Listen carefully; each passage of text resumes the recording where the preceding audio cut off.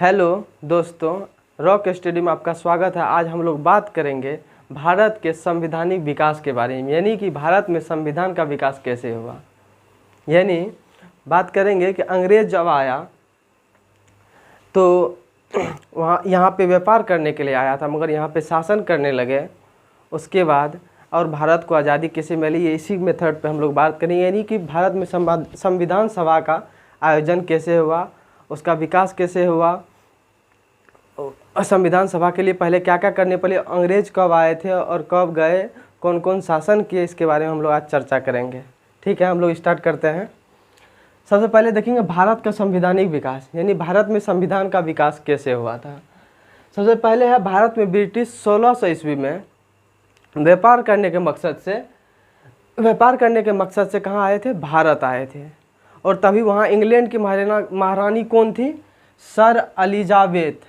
महारानी कौन थी, एलिजाबेथ प्रथम थी 1600 ईस्वी में। और एलिजाबेथ को जो है चार्टर अधिनियम के द्वारा जो है यहाँ पे भारत में व्यापार करने का अधिकार था, इसीलिए वो भारत आई थी व्यापार करने के लिए।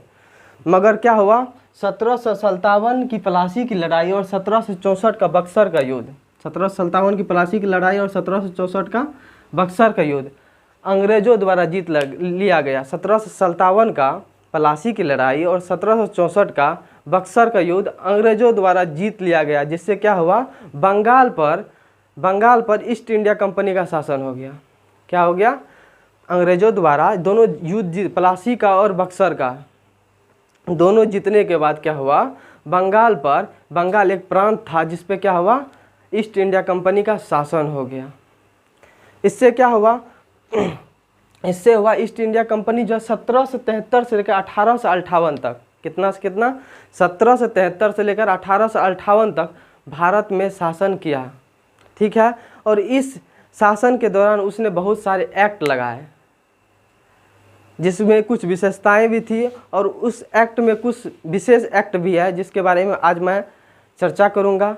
जिसमें था रेगुलेटिंग एक्ट 1773 और पिट्स इंडिया एक्ट 1784 और चार्टर एक्ट 1793, 1813 का चार्टर एक्ट और 1833 का चार्टर एक्ट और 1853 का चार्टर एक्ट। इतने चार्टर एक्ट और रेगुलेटिंग एक्ट और पिट्स इंडिया एक्ट। इसके बाद जो है 1857 में सिपाही विद्रोह हुआ, जिसके बाद क्या हुआ, जो है ब्रिटिश क्राउन के अंतर्गत जो है भारत का शासन चले गया।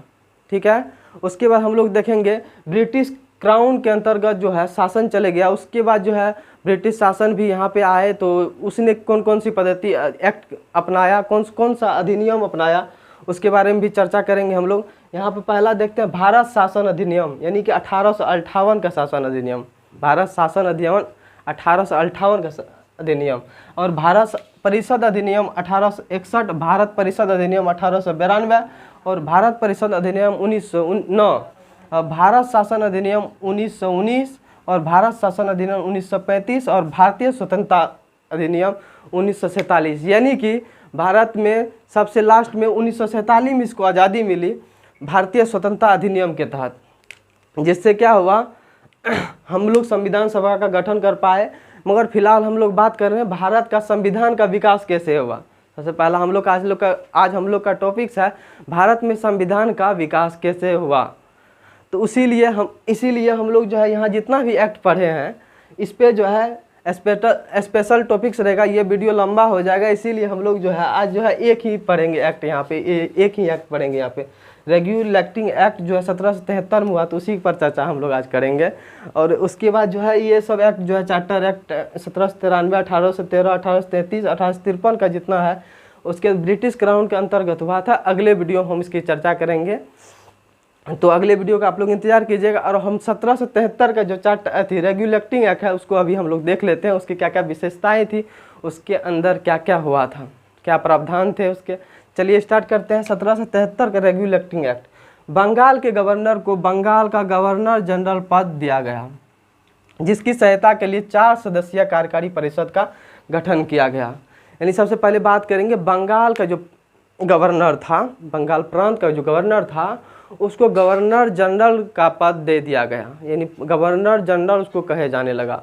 उसकी सहायता के लिए क्या हुआ, 4 सदस्य का टीम बनाया गया, 4 सदस्यीय कार्यकारी टीम बनाया गया। उसके बाद दूसरा बात है, इसी एक्ट के तहत बनने वाले प्रथम गवर्नर जनरल कौन थे, लॉर्ड बैरन हेस्टिंग्स थे।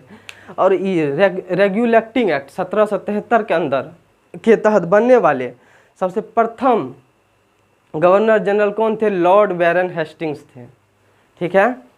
उसके बाद हम लोग बात करेंगे 1774 में कलकत्ता में उच्चतम न्यायालय स्थापित किया गया, जिसमें मुख्य न्यायाधीश सर एलिशा इम्पे थे और प्लस 3 अन्य न्यायाधीश भी थे।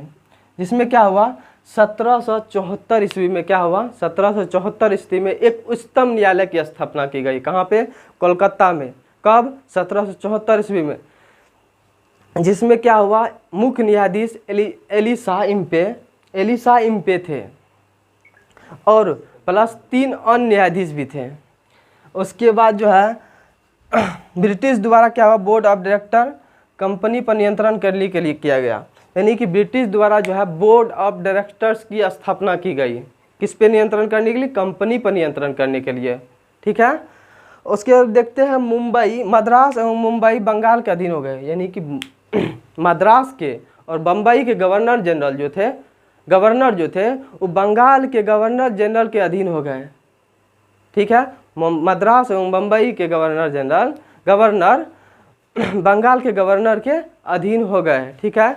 अगर ये वीडियो अच्छा लगा हो तो आप लोग लाइक कीजिएगा और मेरे चैनल को सब्सक्राइब कीजिएगा। थैंक यू, धन्यवाद।